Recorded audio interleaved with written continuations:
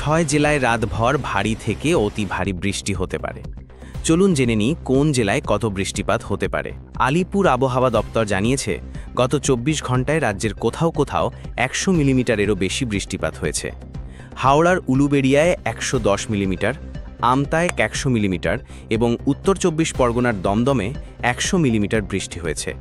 বসিরহাটে 90 millimetre, সল্টলেকে 90 millimetre, আলিপুরে 80 millimetre, ব্যারাকপুরে 80 millimetre, কাকদ্বীপে 80 millimetre এবং ক্যানিংয়ে 70 millimetre বৃষ্টি হয়েছে। ভারী বৃষ্টি হয়েছে হুগলি, ঝাড়গ্রাম এবং পশ্চিম মেদিনীপুরেও। তারকেশ্বরে 70 মিলিমিটার, ঝাড়গ্রামে 60 মিলিমিটার, খড়গপুরে 50 মিলিমিটার এবং লালগড়ে 50 মিলিমিটার বৃষ্টি হয়েছে বলে জানিয়েছে আলিপুর। গত 24 ঘন্টায় মাঝারি বৃষ্টিপাত হয়েছে উত্তরের জেলাগুলিতেও।